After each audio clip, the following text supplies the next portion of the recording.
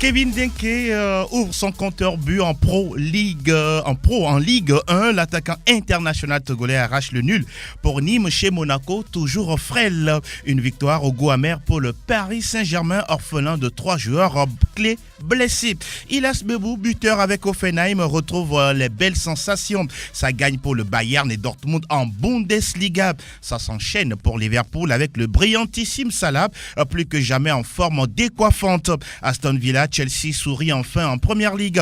En Outre-Pyrénées, ça cale pour le Real Madrid. L'Atlético sort du piège les Ganes. Griezmann fait valser le Nou Camp.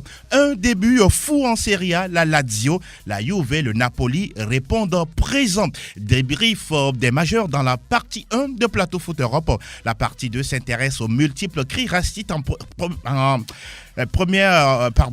multiples cris racistes. Voilà, j'en suis arrivé en Première Ligue. Pogba, Rashford, Meïté, Abraham pris à partie par des supporters via les réseaux sociaux à cause des pénaltys ratés en cours de match. Quelle réaction attendez-vous de la part des joueurs? Que doit-on faire du côté de la Fédération anglaise et de la Première Ligue pour mettre fin à ce phénomène? Chers auditeurs, vous réagissez au sujet au téléphone au 92 03 60 31 97 24 26 26. Sa Majesté Pélagie Mekou met à la mise en onde. Réalisation vidéo et l'homme à Dovon. Bonjour Franck Nounyama. Bonjour Angelo, bonjour à toutes et à tous. Comment vous allez? Bien, on rend grâce, ça va. Merci d'être là. Nous saluons également Chevi Tengue, bonjour. Bonjour Angelo et bonjour à tout le monde. Comment vous portez-vous? Ça va bien. Ezekiel Ayataï est là, bonjour à vous. Bonjour Angelo, bonjour à tous. La forme y est? Ça va. Merci beaucoup d'être présent. Nous saluons également Wisdom Ama, notre confrère de Radio Métropolis. Salut Wisdom. Oui, bonjour Angelo, bonjour à tous les confrères. Comment vous portez-vous? Vous êtes en équipe de France, hein. Ça montre oui. que vous êtes champion du monde. Et puis également, il y a un invité, sûrement quand on parle de Liverpool, il est partout. Il a ses yeux également partout. Il s'agit de Sao Matao. Comment vous portez-vous? Oh, je me porte à merveille. Comme votre club? Comme Liverpool. C'est ça. Ouais. Bonjour à tous, Plateau Foot Europe 575. Je suis Angelo Folique, le meilleur du foot européen. C'est tout de suite. Monaco le champion, et quel spectacle pour une dernière victoire. 100% Ligue 1, Conforama. La Gazette réussit le sien, 28e but de la saison sous les couleurs de Lyon avant de quitter le club. Alors, une fois n'est pas coutume, nous démarrons cette émission avec la Ligue 1 Conforama, bien sûr, parce que il y a déjà de bonnes nouvelles du côté de Kevin Denke, l'attaquant international togolais qui est inscrit désormais sur la fiche des professionnels des Crocodiles de Nîmes. Et puis la dernière fois, premier but sur son premier toucher de balle. Franck Nounyama, ah oui, ça commence bien pour lui. Hein. Ouais, ça commence bien pour lui. On savait que c'est un garçon qui a du talent, qui est vif, qui est rapide. On l'a vu avec la sélection nationale, avec la signature du contrat pro avec Nîmes l'année dernière. Mais l'équipe voulait qu'il grandisse un peu, qu'il, on va dire, emmagasine beaucoup d'expérience. On l'a prêté à Béziers. Oui. Et il est de retour. Quand il est de retour tout de suite de ce prêt, ça veut dire que Nîmes voit quelque chose en ce joueur prometteur. Et voilà, je pense que l'entraîneur actuel n'a pas eu tort. On lui fait confiance et puis premier match en pro et premier but. Et puis contre quelle équipe? Monaco qui avait quand même, qui menait, oui, qui compliquait la vie aux Crocos. Oui. Et c'est Kevin Denke qui permet donc à Nîmes de pouvoir partir avec un point et c'est un plaisir. On ne comprend pas pourquoi il y a ces genres de joueurs, mais qu'en sélection ça ne va pas. Oui. Mais voilà. En tout cas, ça démarre bien pour lui, Ezekiel. Oui, on l'a dit. Le coach lui doit normalement le faire confiance. Doit-il le faire jouer en joker ou il doit le convertir en quelqu'un de titulaire? Pour être titulaire, il faut gagner sa place, il faut faire des preuves. Alors pour ce match, c'est vrai, il était sur le banc et quand il est rentré, tout de suite, il a fait la différence. Donc je pense bien que c'est ça qu'on veut d'un joueur. Dès qu'on a sa chance, il faut la saisir. Oui. Donc je pense bien que c'est un joueur qui a le potentiel, qui peut se faire une place dans cette équipe, une place de titulaire, j'allais dire. Donc il faut progressivement gagner cette place-là. C'est vrai que dans certains clubs, il y a des joueurs qui sont des jokers. Dès qu'ils entrent sur le terrain, ils font la différence. On a vu par le passé l'actuel coach de Manchester United, Ole Gunnar Solskjaer. Oui. Il a été dans cette peau de joker à Manchester United. durant pratiquement toute sa carrière qu'il a fait à Manchester United, mais il s'est montré toujours à son avantage très précieux. Donc je pense que c'est déjà un bon début pour lui. Dès qu'il est entré, il a fait la différence. Donc peut-être qu'il va convaincre le coach de faire de lui un titulaire. Pourquoi pas. Donc je pense que c'est aussi ça le rôle d'une nouvelle recrue. Donc je pense que c'est un joueur qui est jeune, qui a de la vitesse, un joueur qui a de la qualité sur le plan technique. Donc il a tout quand même pour jouer dans ce club-là, il a tout pour être titulaire. Maintenant c'est au coach de voir le rôle qu'il peut lui offrir. Mais je pense que rapidement. Allez-y rapidement. Oui, mais je pense que dans ce match, c'était même le match des recrues, je pense, puisque du côté de Slimani et puis voilà, Ben Yedder remarqué de l'autre côté monégasque. Voilà, des recrues dans cette équipe de Monaco qui ont fait la différence. Oui. Et de l'autre côté, Nîmes, Kevin Dekay de retour qui a aussi marqué. Wisdom, votre avis sur le jeune joueur togolais? Non, mais c'est un Rapidement. joueur, je crois que les aînés l'ont presque dit, c'est un joueur qui a beaucoup de potentiel, beaucoup de talent, beaucoup de qualité d'ailleurs. Vous savez, sur son toucher, il vient donner le premier point à son club Nîmes après 3 journées. Un centre tir au deuxième poteau, il faut être présent pour le mettre au fond des filets. Voilà, il fallait mettre son pied gauche également, et du plat du pied justement. Il a réussi à le faire, donc ça fait plaisir aux Togolais que nous sommes, et encore à son entraîneur ou à son club. Et surtout la Ligue 1 que l'on suit religieusement avec nos partenaires de Canal+. On va s'intéresser également à cette équipe de Bordeaux qui enfin gagne 2-0 face à Dijon. Ah oui, avec son nouveau joueur qui s'appelle Loris Benito. Très très bon joueur, jeune joueur argentin qui a marqué pour les Girondins de Bordeaux. Angers s'est également baladé face à Metz, 3-0. Et tu as vu, Metz, c'est une équipe à forte connotation africaine.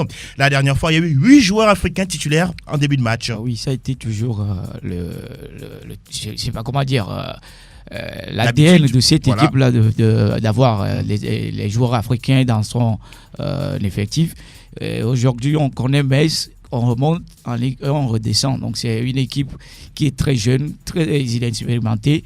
Et cette saison, moi, je ne le vois pas au niveau du tableau, mais surtout jouer le maintien. Maintenant, aux joueurs africains là, de donner le meilleur d'eux-mêmes et de pouvoir hisser haut cette formation de Metz. Parce que quand on rentre un tout petit peu dans l'histoire du football français, c'est une équipe qui a fait parler d'elle dans le temps. Aujourd'hui, si ça ne va pas... À l'origine d'une certaine remontada, à l'époque, ça ne s'appelait pas remontada en Coupe d'Europe. Ils ont été battus par le Barça 4-2. Derrière, ils sont allés au Nou Camp, ils ont fait 4-1. Face aux Catalans. Oui, aujourd'hui, si ça ne marche pas comme avant, c'est parce que il y a des jeunes joueurs, il faut le faire avec. C'est à eux maintenant de se donner sur le terrain. Rappelons que le FC Metz a déjà recruté un certain Emmanuel Adebayor dès ses premières heures de professionnel du côté de l'Hexagone. Le Paris Saint-Germain, la tuile pour le club parisien qui a certes gagné 4-0, mais derrière Franck Luyama, on perd Cavani, Mbappé et puis Abdou Diallo. Oui, le Paris Saint-Germain qui se relance après la défaite inattendue contre Rennes. C'était important pour eux pour relancer le groupe avec cette histoire de Neymar qui ne finit jamais. Donc ils ont gagné, c'était l'essentiel à faire, mais ce n'était pas un Paris Saint-Germain qui s'affirme, un Paris Saint-Germain qui fait peur, un Paris Saint-Germain qui... ils ont souffert dans cette rencontre. Ils ont souffert parce que là, Toulouse connaît ses valeurs. Bien sûr. Toulouse en première mi-temps refusait de jouer, donc tout le monde était derrière. Il a fallu donc, on va dire cette magie du Camerounais pour enfin donner l'avantage aux Parisiens. Donc à l'arrivée 4-0 et derrière on perd des joueurs importants. Diallo, le jeune défenseur, remplacé d'ailleurs par Thiago Silva, et Mbappé, Cavani qui également sortent sur blessure. C'est pas une bonne nouvelle pour cette équipe, surtout que Neymar pour le moment ne rentre pas dans l'effectif. Il semble qu'il ne veut pas jouer au Paris Saint-Germain, du moins pour l'instant.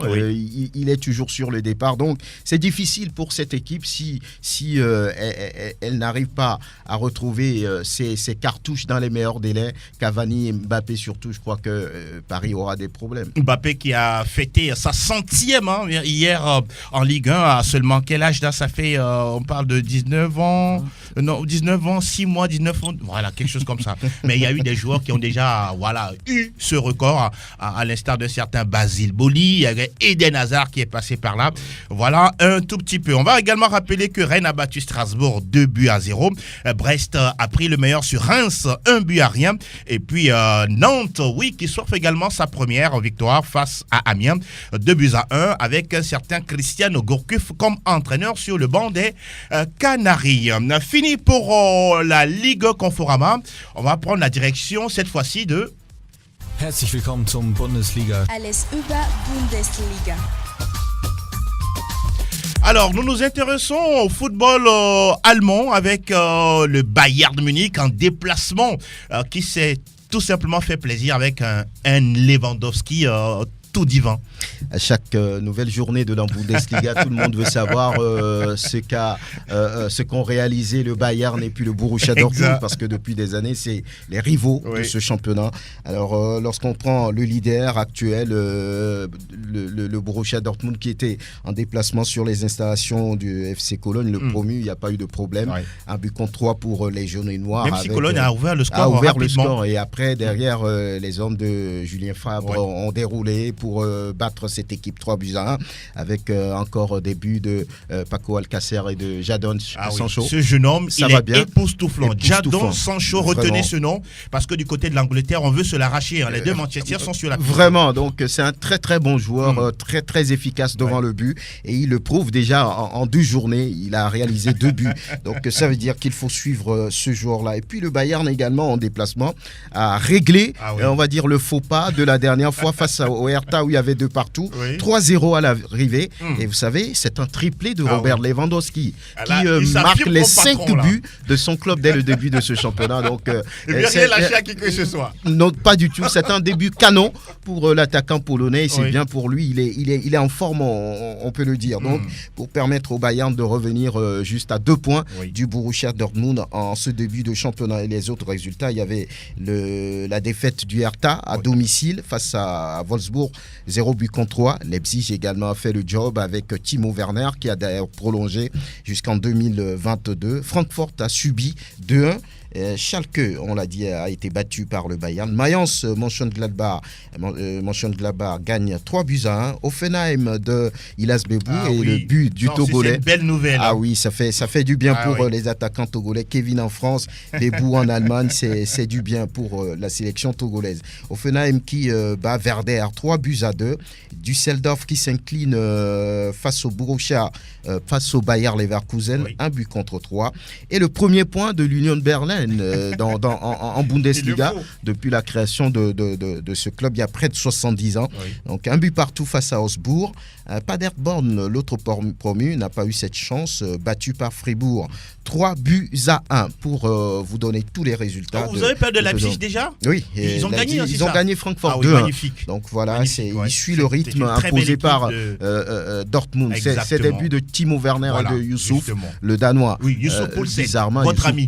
Voilà. Il a une queue de cheval, voilà quoi. C'est intéressant pour le club. Donc au total, 30 buts à nouveau, comme la première journée, un peu plus de 3 buts par match. Ça veut dire que là, l'attaque parle bien de ce début de saison en Allemagne. Et les meilleurs buteurs, vous les connaissez, Robert Lewandowski, 5 buts, suivi de Paco Alcacer, 3, et Jadon Sancho, les 2 derniers sont du Borussia, 2 buts. Alors, on attend toujours la première d'un certain Philippe Coutinho, parce que la dernière fois, Kovac estime qu'il n'est pas physiquement au point. Vous connaissez, on va dire, la discipline au niveau des Bavarois. Il n'a pas suivi toutes les séances, la pré-saison, tout ce qu'ils ont fait. Donc, il faut qu'il rentre un peu dans le bain avant de s'engager sur le championnat. Donc, c'est un bon joueur. L'entraîneur lui-même, il a dit maintenant, il faut qu'il soit prêt physiquement. Et il y a une question d'un auditeur pour vous, Franck Nouyama, vous qui patronnez la Bundesliga. Philippe Coutinho est-il la star de la Bundesliga cette saison? Bon, en Allemagne, c'est difficile de parler de star par rapport à la nature même de ce championnat, par rapport à tout ce qui se déroule. Maintenant, on sait que c'est un grand joueur qui a fait Liverpool et puis qui est parti du côté du Football Club Barcelone. Bon, star de la Bundesliga, je ne sais pas. Maintenant, c'est un très bon joueur. C'est un joueur qui peut apporter, qui peut tirer le Bayern par rapport à ses qualités. Donc, voilà où moi, je voudrais en venir. Oui, votre avis sur Philippe Coutinho dans cette ligue-là? Oui, mais moi également, je ne vois pas aussi star de cette Bundesliga parce que quand on voit cette Bundesliga, les joueurs ne dépassent pas les clubs d'abord. Et parlant de ce championnat qui fait illustrer tellement de bons joueurs, on parle aujourd'hui de Lewandowski, Ribéry qui sont passés par là, Robben et autres. Ils n'ont jamais été les stars de ce championnat. Du coup, Philippe Coutinho qui, je pense qu'il est en deçà de sa forme, vu les bancs qu'il a tirés au FC Barcelone, il arrive là. Difficile qu'on dise tout de suite qui sera la star de ce championnat. N'est-il pas aussi un problème qui régule en fait ce qui existe en Bundesliga où on ne dépense pas peut-être 60, 80, 100 millions d'euros pour recruter un joueur? Est-ce que ça ne déteint pas sur la crédibilité ou l'image même de ce championnat? Oui, c'est vrai qu'on ne fait pas de folie en Bundesliga. Dépenser autant d'argent pour un seul joueur, 200 voire plus de millions d'euros pour un seul joueur. Mais quand même, Philippe Coutinho, on sait que c'est un joueur de qualité, c'est une star, quoi qu'on dise. Et son arrivée dans ce championnat... Vous n'êtes pas d'accord avec Franck? Pour vous, Coutinho est une star? Oui, je le pense bien. Okay. Son arrivée dans ce championnat, je pense que c'est à lui de bonifier sa place, parce que quoi qu'on dise, c'est un joueur qui peut amener beaucoup de choses à cette équipe du Bayern. La dernière fois, il a fait son entrée dans ce match. Il est passé à côté de marquer pour sa première. Ouais. Donc je pense bien que c'est un joueur qui peut apporter énormément à cette équipe. Et la dernière fois, dès son entrée, il a montré sa capacité à jouer dans les petits périmètres. C'est justement de ça que le Bayern a besoin cette saison. Donc il va l'apporter à cette équipe. Je crois bien qu'il doit démontrer tout ce qu'on pense de lui, tout le bien qu'on pense de lui, et il est passé à côté au FC Barcelone, même si je pense que le FC Barcelone a été impatient en faisant partir Mais il a coûté quoi, 160 ou 180 millions d'euros.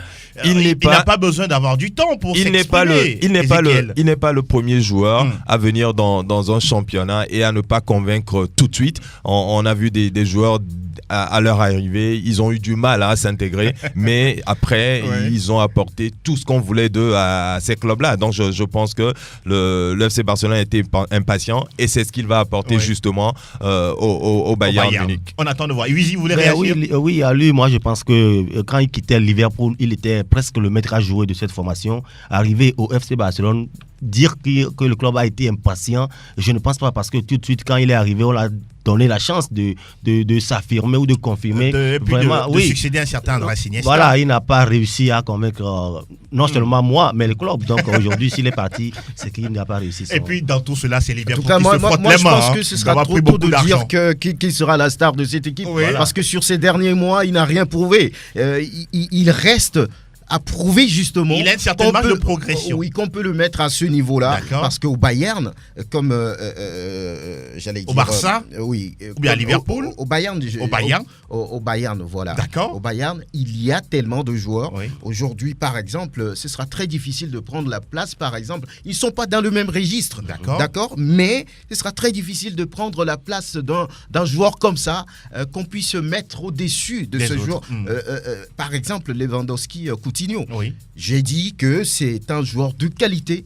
On ne doute pas là-dessus. Mais maintenant, pour vous, ce n'est pas la star de cette saison. Non. Il reste à prouver. Oui. Il doit prouver encore beaucoup de choses cette saison. La question, c'est de savoir s'il peut être la star de cette saison. Oui, non, je ne refuse pas. Mais j'ai dit que il peut, mais maintenant, on ne peut pas. Tout dépend de lui. Tout dépend de lui. Exactement. Je pense que le débat, il est clos là-dessus. On va dire merci à Franck Munyama pour le résumé de cette journée de la Bundesliga. On va faire justement la destination d'un autre championnat.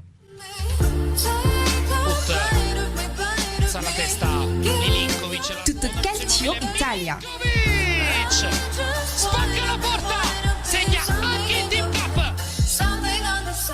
Le dernier championnat à avoir fait sa rentrée, il s'agit bien de la Serie A italienne. Justement, ça a démarré déjà samedi avec deux magnifiques matchs, Parme-Juventus Turin, et puis ce gros spectacle entre la Fiorentina et puis le Napoli.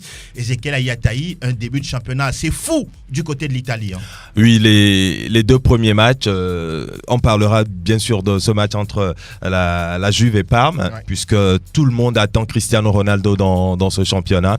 Et malheureusement, il n'a pas marqué Cristiano Ronaldo, même s'il y a eu un but marqué pour... Il a envoyé le ballon au fond des filets. Oui, mais tout le monde peut envoyer le ballon au fond des filets. Tant que c'est pas validé, c'est pas un but. Mais je pense que c'est un but qui a été refusé pour 30 cm, voilà. Quelques petits centimètres de position. Il était frustré. Oui, il était frustré, c'est normal, parce que sans la VAR, je pense on aurait accordé ce but de Cristiano Aveiro Ronaldo. Mais je pense que c'est un début quand même prometteur, je dirais, pour Cristiano Ronaldo dans ce championnat, parce qu'il était présent sur le front de l'attaque. Il a fait des appels très intéressants. À chaque fois, il s'est montré disponible pour ses coéquipiers. Donc je pense que ça va être un très bon saison pour ce joueur, surtout qu'il est bien entouré. Absolument. Maintenant, du côté de la Juve, on a été surpris de ne pas avoir de recrues. Matthijs de Ligt, par exemple, qui était sur le banc. Tous les joueurs qui sont arrivés est rentré. Oui, Rabiot est rentré en jeu. Mais au début du match, il n'y avait pas de recrues. On a fait confiance aux joueurs qui avaient terminé la saison écoulée. Malheureusement, ça a été difficile. Maintenant, après, il y a Rabiot qui a fait son entrée, qui a montré de bonnes choses, je pense, parce que c'est un joueur qui peut garder le ballon. Mais dans ce milieu de terrain, il y a un joueur qui s'affirme, à l'instar de Pjanic, qui se montre en patron. Et donc, je pense que tous les joueurs qui sont arrivés cette saison doivent faire leur preuve pour se faire une place de titulaire dans cette équipe de la Juve. Mais je pense qu'aujourd'hui, la Juve a une très belle équipe dans ce championnat. Alors, on parlera d'un autre match. Ce match fou entre le Napoli et la Fiorentina. C'est parti sur des chapeaux de roue. Incroyable. Parce que dès l'entame de ce match, il y a eu un penalty. Avant les 3 premières minutes, déjà la Fio menait par un but à 0. Mais le Napoli s'est montré dans la peau de vice-champion véritablement pour revenir, passer devant la Fiorentina qui de son côté... Ascenseur émotionnel pour les deux coachs. On est passé par tous les états dans ce match.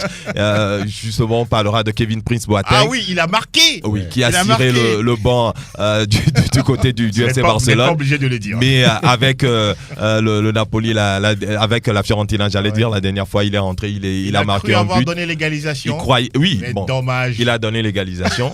Malheureusement pour la Viola, il y avait d'autres joueurs du côté du Napoli, et puis on a vu ce but d'Insigne pour donner la victoire au Napoli. Mais je pense qu'on a eu assez de buts du spectacle dans ce match. Mais ce que vous dites pas assez, Ezekiel, c'est qu'il y a un faux penalty sur Dries Mertens. Vous avez vu l'action? Oui, il y a mais quel tricheur ce Dries, c'est incroyable. Il y a un faux penalty, mais c'est aussi du métier, je pense. Et la VAR dans tout ça. Voilà, donc je pense que c'est le moment de faire appel à la VAR. Il doit être très frustré, je le pense. Absolument. Mais c'est lui qui a joué le jeu.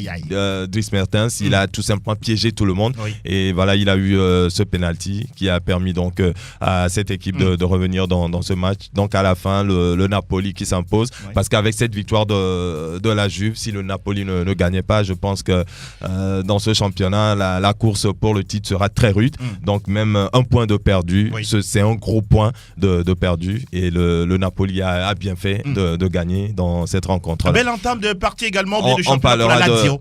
Face à la Sampdoria. Voilà, on parlera également de la Lazio qui s'est imposée face à la Samp pour 3 buts à 0. L'homme à tout faire de cette équipe, c'est encore une fois signalé Ciro Immobile, qui a marqué 2 buts dans ce match-là pour permettre à la Lazio de battre la Samp 3 buts à 0. Autre résultat à signaler, la Roma qui déjà fait un faux pas en début de saison. 3 buts partout à l'arrivée. Un match fou, on a eu assez... Face au Genoa, on a eu assez de buts dans ce match. Edin Dzeko qui a marqué pour la Roma dans ce match-là. Mais du côté du Genoa, ce que j'ai aimé avec cette équipe, c'est que c'est une équipe qui n'a jamais douté dans ce match. Même quand l'adversaire a mené au score dès la 6e minute, on a joué au football, on a pris beaucoup de risques. Et puis à l'arrivée, le résultat était là, 3 buts partout face à la Roma. Torino qui a battu Sassuolo 2 buts à 1 grâce à un doublé de Simone Zaza. Il est là, Zaza. Il est toujours là, l'homme. Au crâne rasé. Crâne rasé, voilà, il s'est signalé 2 buts à 1. La défaite du Milan aussi, on en parle. Oui, le Milan qui fait déjà un faux pas dans ce match. Et on se rappelle la saison dernière, le Milan qui pouvait quand même se qualifier pour la Ligue européenne des champions a fait des matchs qu'il ne fallait pas en fin de championnat. Et le Milan démarre cette nouvelle saison comme il a terminé malheureusement.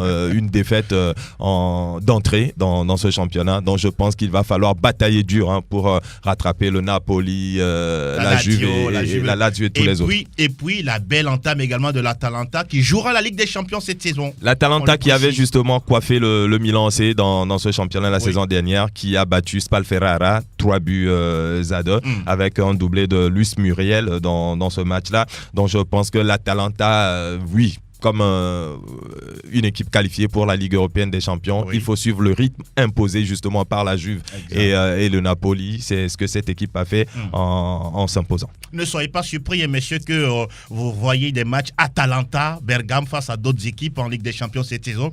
Elle a mérité d'être en Ligue des champions, l'Atalanta Bergame. Alors, aujourd'hui, on a le plaisir de suivre ce championnat sur Canal. Voilà. Donc, on était les lésés de la saison dernière. Vous qui Oui, les férus du championnat italien, justement. Et vous qui patronnez la série italienne. Oui, voilà. Donc, cette saison, on aura tout le plaisir de suivre ce championnat. Et comme on le dit souvent, ces équipes qui ont gagné ont naturellement 3 points, celles qui ont perdu 0 points, celles qui ont fait match nul, un petit point. Et on a 3 meilleurs buteurs qui ont déjà signé chacun un doublé. Ça commence fort. Muriel, Tiro Immobile et puis Insigne. Oui, Angelo, si vous permettez, on ne peut pas terminer le Calcio sans parler de l'arrivée du Français, Franck Ribéry. Franck Ribéry du côté de la Fiorentina. Ses premières minutes avec la Fio, son nouveau club.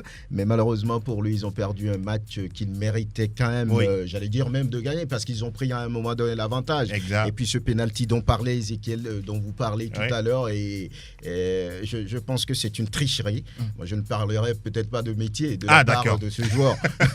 Donc voilà, donc ça méritait un 3-3 plus qu'un 4-3. Donc voilà, c'est malheureux pour Ribéry, et puis qui est très ambitieux. Parce que vous voyez un peu un club qui a terminé, qui n'a même pas terminé dans le top 10. Ribéry dit oui, on va tout faire pour être dans le top 3 ou bien le top 5. Je pense qu'il exagère. Il faut que Fiorentina soit d'abord dans le top 10 parce qu'ils ont été 16e. Mais il compte apporter quelque chose. Bon, lui seul. Avec Kevin Prince-Boateng, il y avait Paul Gare, d'autres joueurs. Pourquoi pas? Parce que là, vous a eu seulement êtes 41 points sur 104 possibles. Ils ont frôlé la relégation. Oui, donc voilà, c'est un peu ambitieux. Mais on se rappelle du cas de Lille la dernière fois, qui finalement joue la Ligue des Champions cette saison. On voit un peu les performances de ce club sur plusieurs années. Ça va être très difficile de retrouver la Fio dans le top 5. Vous avez déjà la saison dernière, en citant les outsiders, on avait cité la Fio parce qu'il y avait eu de très bons recrutements, même si ce n'était pas des joueurs de première qualité, des joueurs bling-bling, c'était des joueurs, un recrutement bien soigné, mais malheureusement ça a été difficile pour cette équipe. Donc je pense qu'avec plus de... Vous rejoignez Franck. Oui, mais je pense que cette saison, peut-être avec Mouniama, pas Ribéry, bien sûr. Oui, avec plus de confiance, plus de confiance, ça peut être bénéfique pour cette équipe de la Fio. Luigi, votre avis sur je ne sais pas, cette lutte en Serie A, Juve, Napoli, Lazio, Rome, AS Roma et tous les autres. Vous voyez comment le tableau selon vous? Mais vous savez, actuellement, nous avons la Lazio en tête de ce classement qui est là. Ce n'est que la première journée, mais les habitués viendront toujours occuper leur place, ça c'est sûr. Lesquels? Mais la Juve, l'Inter Milan, le Napoli, l'Atalanta. Justement, la saison dernière, personne n'attendait l'Atalanta, mais l'Atalanta finit en Ligue européenne des champions. Donc, tout est possible. Brescia peut emboîter le pas également. Brescia, le premier. Le premier de Barlotelli qui a bien commencé aussi. Donc, ces équipes-là vont déranger énormément les grands. Donc, on va se régaler. Cette fois-ci, on a un Canal Plus pour la Série A. Je vais rebondir un peu sur Cristiano Ronaldo. C'est un objectif de marquer de but. Même la dernière fois, quand il n'a pas marqué, on a vu son comportement. Je crois que cette saison, ça va être très très Son difficile gros pour défi, lui. c'est de terminer meilleur buteur. Ah oui, ça va être très très difficile pour lui parce qu'il est très très Vous en attendu. doutez? J'en doute. Hey, Cristiano Ronaldo. On parle du Cristiano Bien sûr, Ronaldo. bien Mais ce qui est D'accord. sûr, la concurrence sera rude. Hein. En tout cas, Avec les Immobilier, Insigne, Quagliarella et tous les autres, je pense que la concurrence sera hyper rude. Ouais. C'est à lui de faire ses preuves. On ne doute pas de la qualité de ce joueur. Absolument pas. Pas du tout. Oui. Mais je pense qu'il va falloir marquer journée après journée pour espérer être le meilleur buteur de ce championnat. Vous voulez dire quelque chose ou on passe à autre chose? On passe. Merci beaucoup. Oui, si, cette fois-ci, le cap sur... Salta el Madrid, salta el Barça, arranca el clásico. Está el tiempo de la Liga. Así suena la que recibe de Casemiro, haga la primera, gol. La Liga Española, oui, le championnat des étoiles qu'on s'est régalé vraiment ce week-end. D'abord, on commence avec ce match entre le Real Madrid et la Real Valladolid. Et Xavi, cette équipe du Real Madrid, franchement, qui ne donne toujours pas de certitude en ce début de championnat. Ça ne rassure pas du tout. On a bien démarré avec la première journée qui a été bénéfique. Maintenant, à la maison, il faut confirmer. Ça a été une déroute. Hein. C'est une équipe qui commence par nous montrer ce qui n'a pas marché la saison dernière. Et je crois que nous sommes dans... Selon vous, c'est les joueurs qui ne sont pas en forme, c'est Zidane qui se trompe ou c'est les adversaires qui sont beaucoup plus forts? Là, je ne sais pas trop, mais je vais dire qu'on n'a pas encore une équipe comme on l'avait dans le temps avec Cristiano. D'accord. Aujourd'hui, on a Benzema en attaque qui peut faire la différence. Il y a Gareth Mais Bale, il y a Toni Kroos, il y a Casemiro, ces il y a Sergio joueurs Ramos, aujourd'hui, il y a Marcelo, il y a Thibaut Courtois. j'ai envie de dire qu'ils sont plus qui n'ont pas cette soif-là de gagner encore des titres. Mais bon, on a des nouveaux joueurs. Amène maintenant à Zidane de faire l'équipe. Sinon, ça sent mauvais avec le Real. Oui, votre avis sur cette équipe du Real Madrid dans ce début de saison? Ah ben, je pense que c'est Zidane qui, avec son retour, qui n'est plus dans cette peau d'attentiste ou d'outsider, parce que quand il était arrivé, il n'y avait pas de pression et il a fait le boulot. Maintenant, il est attendu et de ses recrutements, quand je le vois, il est en train de se tromper un petit peu. Parce que quand je vois, il laisse en prêt Reguilón et en amenant Mendy, que je vois comme l'autre Mendy, qui va toujours être blessé parce que c'est un joueur. Oui, c'est un joueur du profil de Bernard Mendy. Vous n'êtes pas physiothérapeute, vous n'êtes pas kinésithérapeute. Oui, il faut voir le joueur jouer, il faut voir sa forme. Je le compare un peu à l'autre Mendy à Manchester City qu'on a pris à Monaco. C'est le même joueur. Mendy, hein. Oui, et maintenant, il prend Jovic, qu'il a voulu en temps prêter encore, mais peut-être c'est la maison qui a voulu le garder. Non, je me dis, Zidane aujourd'hui, il est là. Il n'est pas souverain. Il n'est pas si souverain.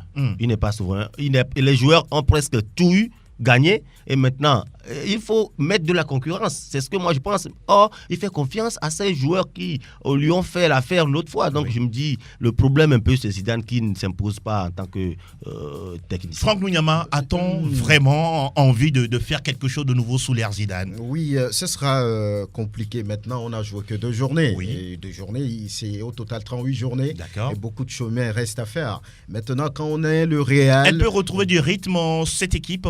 Bon, je ne sais pas, c'est complètement difficile de le dire par rapport à la fin de la saison dernière et à ce début de saison où le Real a gagné à l'extérieur et puis à la maison, on concède ce but à la dernière minute, ce qui a fait sortir de son gond le Zinedine Zidane. Et comment c'est Thibaut Courtois qui prend en vrai le ballon entre ses jambes? Bon, voilà. Décidément. Il faut d'abord parler de la défense qui n'était pas bien placée. Il y a Varane, il y a Sergio Ramos. Voilà, donc ils n'étaient pas bien placés, cet appel dans le dos. Et puis les jambes de Thibaut Courtois, elles sont bien larges, donc il n'y a pas de problème. On passe par là.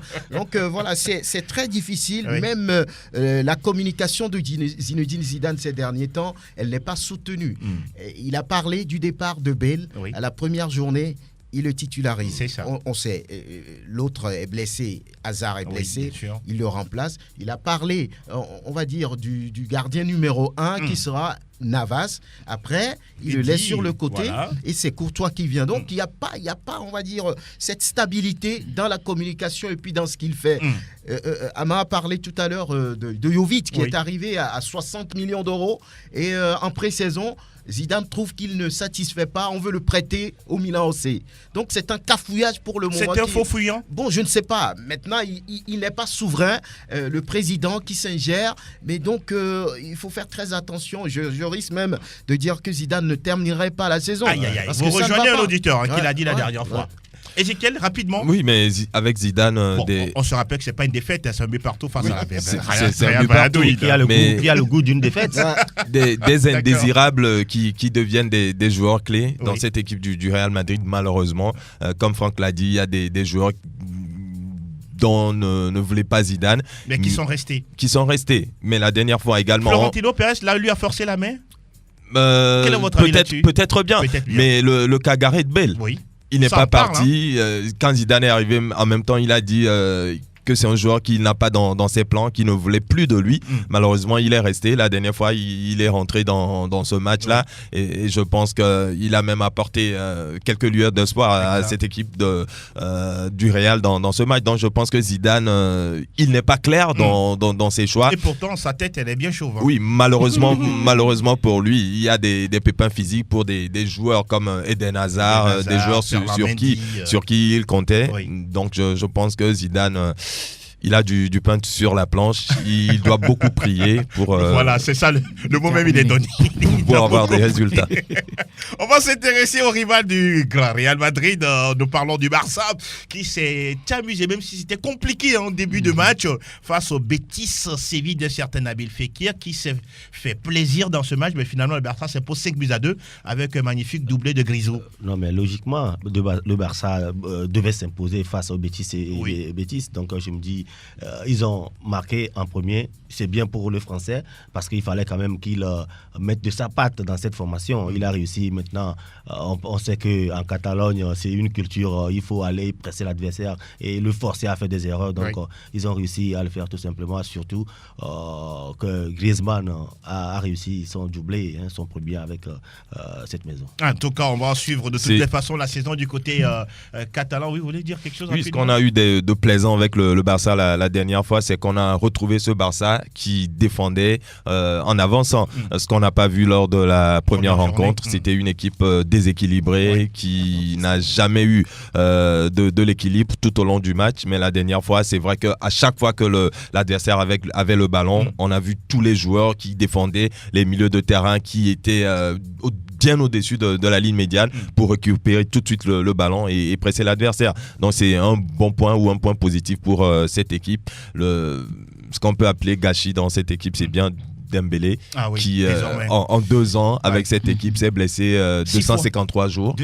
En 2 ans, c'est énorme quand même pour un joueur sur qui on a dépensé autant de sous. Et qui a une très mauvaise hygiène de vie. Autre résultat à retenir pour la deuxième journée en Liga espagnole, la petite victoire du FC Séville face à Granada, 1-0. Levante qui s'offre le scalp de Villarreal, 2-1. Et puis Retafe qui fait match 1 but partout face à l'Athletic Bilbao avec Jane Daconom toujours titulaire au niveau de l'axe de cette équipe madrilène.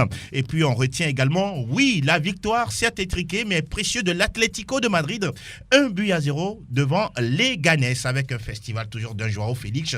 Ah oui, ce joueur, je vous le recommande. Donc, suivez les autres matchs, les prochaines rencontres de l'Atlético de Madrid. Ce Joao Félix, il a de l'avenir. Fini pour la Liga, cette fois-ci, direction Outre-Manche. English Premier League News. Alors, à tout seigneur, tout honneur, on va s'intéresser au club de Jürgen Klopp, Liverpool, qui démarre fort cette saison. 3 matchs, 3 victoires avec un Sadio Mané étincelant, un Mohamed Salah ébouriffant. Alors, cette équipe de Liverpool, ça va bien, on dirait chez vous? Oui, ça va. Tout va bien pour vous. Vous avez dit ça va 3 fois déjà, pourquoi? Oui, parce que nous avons déjà eu 3 victoires. Ah, d'accord. De suite. Ça se comprend. Ça va. Ah oui. Face à Arsenal, on s'attendait à un match difficile pour Liverpool, mais vous avez maîtrisé les Gunners. Hein. Oui, en début du match, j'avais cru que ce serait un peu difficile pour nous, mais lorsqu'on a mis le premier but avant la fin de la première partie, donc j'ai vu que non, cette équipe d'Arsenal est prenable. Normalement, on devait marquer jusqu'à 5 voire 6 buts. Avant le début de la saison, personnellement, je me suis dit Liverpool garde le même effectif. Il n'y a pas de recrue, il n'y a pas de départ. Cette équipe va souffrir physiquement vu le nombre de matchs faits. Mais on se rend compte que ce n'est pas le cas. Oui, ce n'est pas le cas. Mais on n'a pas eu de recrutement, mais on a eu de recrutement. Allez-y. Parce que la saison dernière, on n'avait pas eu... En fait, Chamberlain n'était pas en forme physiquement. Donc, il n'a pas joué assez de matchs. Donc, cette saison, il est là. il est comme un nouveau joueur dans l'effectif. Avec Adam Lallana aussi qui est là. Et malheureusement, on a encore eu un certain Nathaniel Klein qui s'est encore blessé de nouveau, mais il reviendra bientôt. Mais on voit que de l'autre côté, il y a un certain, le jeune Roberto qui est de l'autre côté. Il y a également un autre latéral qui fait la pluie et le beau temps. Alors dites-nous, Tao, est-ce que cette année, ce sera la bonne, enfin, depuis 1990? Oui, ce sera la bonne. Parce que la saison dernière, normalement, ça devait être à nous, mais City, le problème que nous avons eu la saison dernière, que City avait gagné tous les gros et le contraire chez nous. Voilà le pourquoi. Donc cette saison, on est venu pour battre tous les gros. Ah oui. Allez comme retour. Vous avez commencé avec Arsenal. Voilà, notre première victime. Alors Franck Luyama, c'est... Je ne sais pas si je l'ai appelé pharaon ou diable, je ne sais pas quel adjectif employer, mais il est tout simplement phénoménal. Hein, et Mohamed Salah, surtout ce but-là face à ce dribble d'abord face à David Luiz, mais c'est incroyable. Vous connaissez Mohamed Salah, c'est le pharaon, c'est pas un diable. Bon, avec son centre de gravité, c'est un joueur qui s'accroche à la pelouse et qui va très vite, qui peut d'un mouvement de hanche déposer n'importe quel adversaire. Et David Luiz, malheureusement, l'a pris à ses dépens. Il était étincelant dans ce match-là. Rien ne pouvait l'arrêter. Donc, il montre encore une fois que c'est un joueur sur qui Liverpool pourra compter cette saison aussi. Il peut être l'homme de la situation pour permettre peut-être à Liverpool d'aller chercher ce titre-là qui le fuit depuis, on va dire, 30 ans. Oui. Ça date déjà. Donc, Mohamed Salah avec son doublé la dernière fois, c'est rien à dire. Il était bien dans le match, il était à l'aise, il faisait tout ce qu'il voulait. Donc, avec une défense d'Arsenal qui n'était pas aussi méchante.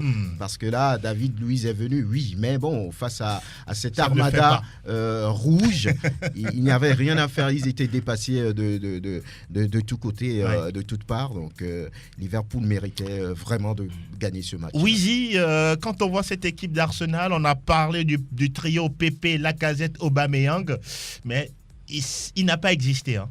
Oui, face à Liverpool, c'est compliqué, il faut le dire. Surtout que Unai Emery, je me dis, n'arrive vraiment pas à gérer les stars, entre guillemets. Hein, parce que quand il se retrouve entre des joueurs, des petits joueurs, entre guillemets, il les gère et il arrive à les booster.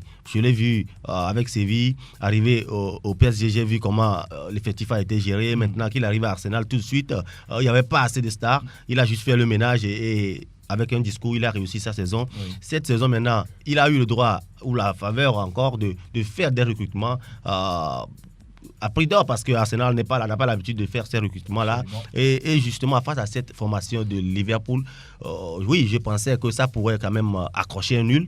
Mais j'ai vu le jeu, je me suis dit, c'est pas possible. Quand on titularise tout de suite l'ancien de Chelsea, David Luiz, avec son âge et sa forme actuelle, je me dis, c'est pas possible. Son problème, c'est pas l'âge, mais c'est sa forme. Oui. On dirait qu'il est étourdi souvent dans le match. Il fait de n'importe quoi. Il ne se met pas à fond. Il fait l'exemple dans le jeu, donc je me dis, c'est pas possible. Arsenal joue. Dire que c'est un Brésilien. Oui. Donc, c'est un joueur qui est un peu à l'image de Sergio Ramos. C'est un défenseur qui ne fait qu'à sa tête. Il faut le reconnaître quand même. C'est un défenseur. Lui ne respecte pas les consignes. Non, c'est ça. C'est un joueur qui, à un moment du match, est plus attiré par l'attaque. Il a envie de marquer. Il oublie qu'il a un rôle défensif sur le terrain. Mais c'est un joueur qu'on a fait venir quand même, malheureusement, à Arsenal pour stabiliser cette défense-là. Et il a vécu une soirée cauchemardesque avec Mohamed Salah. Il était déjà fautif sur le penalty. Et sur le mais comment peut-on tirer le maillot de joueur comme ça? Voilà. C'est incroyable. On est au il fait qu'à sa tête.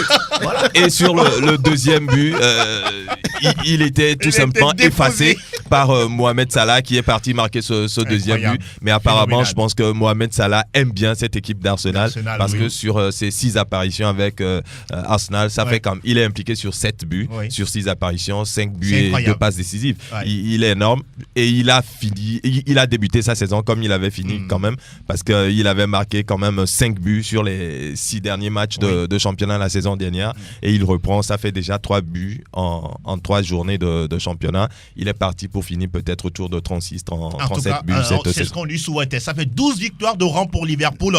Oui, depuis, on peut dire, la saison dernière, plus l'entame du championnat, c'est un record, comme en un certain 1990, l'année du titre, du dernier titre. On attend de voir. N'est-ce pas, Tao? Oui. Mais il va falloir compter avec City. En tout cas, justement, il faut dire justement, la dernière City. fois aussi que Pépé aurait pu avoir plus de réussite. Et ce match-là aurait pu Il a dribblé être... Van Dijk. Hein. Ah, mais c'était la vitesse. Il a dribblé Van Dijk. D'ailleurs, réussi. Ça, c'est pas un dribble. Non, il a gagné le duel face à Van Dijk. C'est pas un dribble. Non, mais c'est un double contact qu'il a mis dans le vent. Non. Quand on vous fait passer avec un double contact et vous nous dites qu'il a gagné un duel, le duel est où? La vitesse, le dribble, tout y était, je pense. On va parler de City qui a gagné 3 buts face à Bournemouth avec un doublé de Sergio Kunagoro. Lui aussi, il est inarrêtable du côté des Sky Blues. On peut dire. Inoxydable. Il marque pratiquement à toutes les journées de championnat. On se rappelle également cette défaite de Manchester United à domicile face à Crystal Palace. Aïe, aïe, aïe, aïe. Ça ne va pas bien. Et puis derrière, c'est les cris racistes qui pleuvent de gauche à droite. Non, ça sera toujours le mal cette saison. Penalty raté par Rashford. Hein. Ah oui. Si c'est pas Pogba, c'est Rashford. Il fait pas bien de rater un penalty à Manchester United. Comme le disait un ami au cours du match, que Pogba ne peut jamais oser prendre encore ce pénalty. Et justement, moi je me disais, mais il a le mental fort, il pouvait le faire, mais il n'est pas allé. C'est Rashford et tout de suite. Cela montre qu'il n'y a pas. Cela montre qu'il n'y a pas ce maître à jouer dans cette équipe de Manchester. Oui. On a des coups francs, des pénaltys, on ne sait même pas qui va le tirer. Oui. Et Rashford, Pogba, et ces gens-là ratent ces pénaltys, c'est des polémiques qui sont quand même ça. Maintenant, c'est à Ole Gunnar Solskjaer de faire cette équipe-là. Aujourd'hui, Manchester, ça ne fait plus peur à aucune équipe en Premier League. Oui. C'est une équipe qui a de l'histoire, mais aujourd'hui, toutes les formations se valent et ça se passe sur le terrain. Manchester, pour moi, ça ne fera pas l'affaire cette saison parce qu'il n'y a pas d'équipe. La dernière fois qu'ils ont remporté le championnat, c'est en 2013, sur Sir Alex Ferguson. Ça date. Depuis ça date déjà. Ça fait 6 ans seulement. 6 ans. Seulement. Voilà. Et il faut corriger cet état de choses très rapidement parce que Rashford et Pogba sont les tireurs de pénalty attitrés. Mais il y a d'autres joueurs quand même. Maintenant, et quand ils sont dans le doute, je crois qu'il faut rapidement surmonter ça. Sinon, tout le monde aura peur finalement. Qui ira tirer et surtout pas les joueurs d'origine africaine qui ont peur de se faire huer, de se faire traiter de singes et autres. Donc il faut rapidement arrêter cette bêtise humaine. Voilà, ceux qui crient, c'est eux-mêmes les singes. Donc je pense qu'il faut que Ole Gunnar puisse apporter un discours qui rassure ces deux. Il a bien fait la semaine dernière en soutenant forcément Pogba et Rashford. Donc, on attend de voir la suite parce que pour l'instant, il n'y a pas assez de réaction de la part des instances organisatrices de ce championnat de Première Ligue. Et justement, on va vous donner la parole, chers auditeurs, au 92 03 60 31, 97 24 26 26. Oui, les dernières fois, il y a eu Tammy Abraham de Chelsea qui a raté un penalty lors de la Super Coupe d'Europe. Il y a eu Yacoub Meite en D2 Championship anglaise du côté de Reading qui rate un penalty. Pogba, Rashford rate un penalty. Et puis derrière, sur les réseaux sociaux, ça critique des injures racistes, etc., etc. On ne comprend rien du côté du football anglais ces derniers jours. Alors, auditeur en ligne, bonjour. Bonjour, le plateau. Comment vous allez? Je vais très bien. Alors, nous voulons avoir votre réaction sur le sujet, le phénomène de cris racistes à l'endroit des joueurs de couleur en Première Ligue.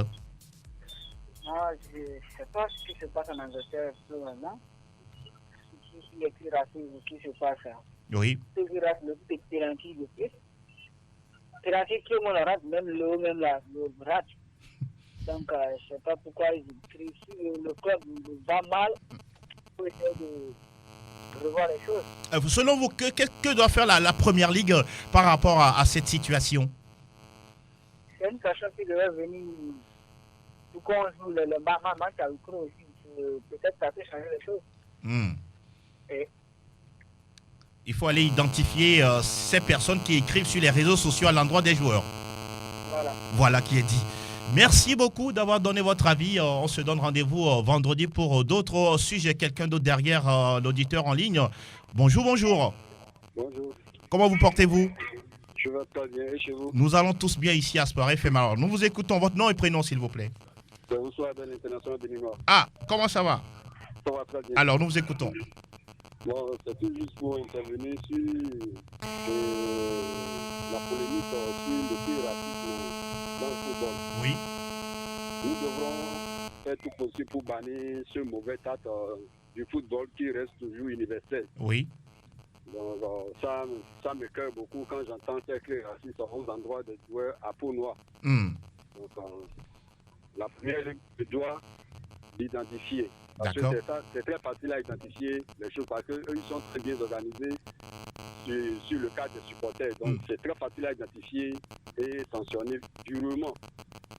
Et je quitte là pour chuter sur le dribble de Pépé à l'endroit de Van Dijk. C'est pas un duel gagné.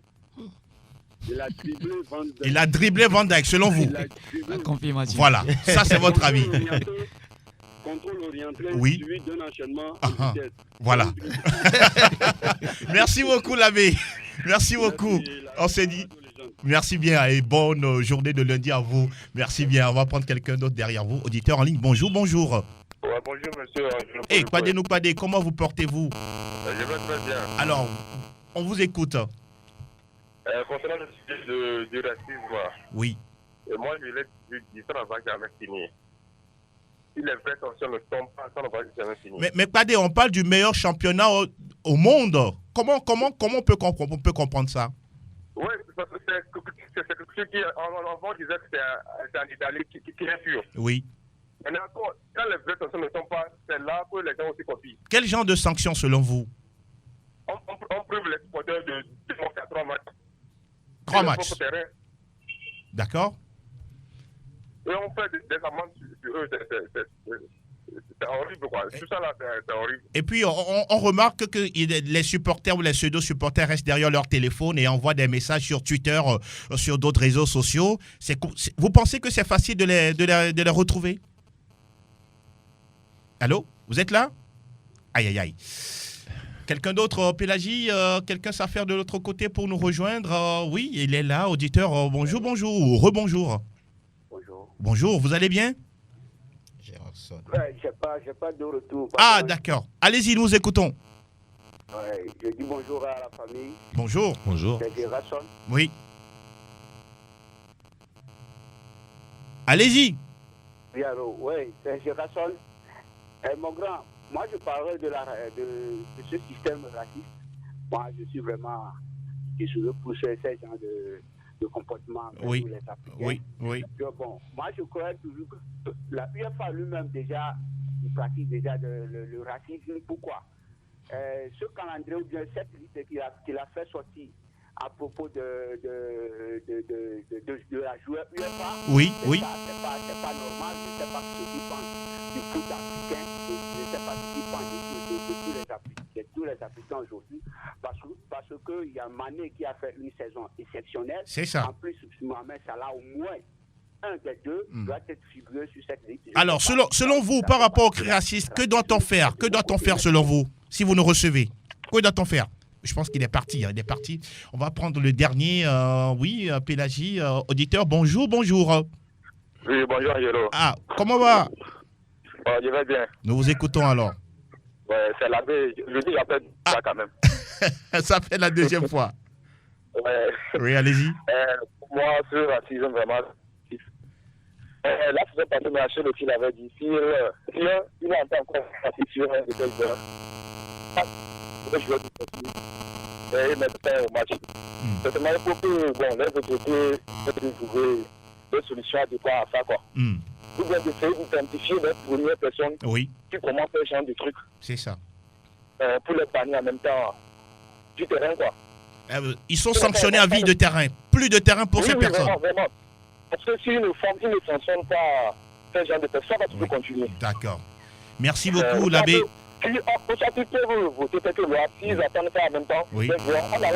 Oui. Même la dernière fois dans le match Monaco-Nîmes, il y a eu également cette situation des cris homophobes et l'arbitre a dû arrêter le match pour 2 minutes et demander au capitaine nîmois d'aller parler à ce groupe de supporters. On va faire le tour de table en 30 secondes. Ézéchiel, rapidement. C'est plus facile quand ça arrive en même temps sur le terrain, dans les tribunes. On peut arrêter le match, on peut prendre des sanctions. Malheureusement, les ces supporters, ces pseudo-supporters racistes ont trouvé un autre moyen de frapper, c'est sur les réseaux sociaux. Je peux m'enregistrer par exemple comme Angelo Nunyama et voilà, j'écris tout ce que je veux sur les réseaux sociaux. C'est plus difficile. Donc je pense que... On n'est pas sorti de l'auberge. On n'est pas sorti de l'auberge. Ça ne se passe pas sur le terrain malheureusement, parce que je pense qu'en Angleterre, si jamais on coince un supporter raciste sur le terrain, dans les tribunes, je pense que ça va mal se passer pour lui. Il peut prendre pour toute sa vie. Malheureusement, c'est pas sur le terrain, donc ça va être super difficile. Oui, comme il a dit tout à l'heure, ça va être super difficile de les avoir en dehors du terrain. Mais ce qui est important, c'est au cours du match, sur le terrain, et que ça déstabilise, ça fauche les joueurs qui sont victimes de ces cris tout de suite. Donc je pense qu'il faut les identifier tout de suite. Non seulement ça, mais les identifier avec le club, leur club tout simplement, et que le club soit amendé. Ça c'est clair. Quand il y aura assez d'amendes, et le club va vraiment revoir ces organisations-là, ces supporters qui s'organisent bien. C'est pas comme ici. Donc je pense que sur le terrain au moins il faudrait que les joueurs soient pas tombés, soient pas dans ces cris là. Mais sur les réseaux, bon, on ne peut pas refuser cela. Maintenant aux joueurs d'être plus forts mentalement et de gérer ces situations en dehors du terrain. Mais sur le terrain, moi je ne veux pas. En tout cas, c'est un phénomène qui est d'actualité. On reviendra sûrement dans les prochaines émissions sur cette situation. On s'achemine vers la fin de cette émission en souhaitant un joyeux anniversaire à Junior dans l'été qui souffle une bougie de plus aujourd'hui. Et Thierry Tengue, votre salutation rapidement. Je veux dire merci à tous ceux-là qui ont pensé à moi hier lors de mon anniversaire. Ah oui, c'était votre anniversaire également. Joyeux anniversaire. Ça continue. Merci beaucoup. Merci beaucoup. Tao, votre mot rapidement. En fait, bonjour et bonne journée à tous les membres de PFE. Merci beaucoup. Oui. Je vous remercie quand même de m'accorder encore cette confiance de faire partie de cette famille-là. Merci. Et je dis bien de choses à tous ceux qui nous ont suivis. Je ne saurais les citer, mais ils me reconnaîtront également. Justement. Franck Nunyama. Oui, excellente journée à tous les inconditionnels de cette émission, et puis qu'il y ait une tolérance zéro. Absolument. Pour les singes qui crient à l'endroit les imbéciles. Autres. Voilà, les imbéciles. Donc il faut qu'il y ait une tolérance zéro. Voilà. L'Europe a les moyens de mettre fin à ça. Je pense qu'il y a une certaine, on va dire, complaisance. Sinon, ils ont les moyens et que ça doit frapper très très fort. Ézéchiel, on finit avec vous. Je pense que ce sont plus les singes qui maîtrisent mieux ces cris de singes et ils font si bien dans les tribunes. Donc bravo à eux et je dis bonjour aux frères Kwakpabia, Nimon et Anissa. Bonjour également à Rachida Lassani, sans oublier Dalmeda Mobio et Tété Adoté. Merci messieurs d'être venus dans le studio Messa Niamey. Justement, nous saluons le doyen de l'autre côté. Passez une belle journée de travail en compagnie des programmes de Sport FM. On se retrouve vendredi, toujours avec le même plaisir sur Sport FM, la radio qui mouille le maillot. Ciao, ciao.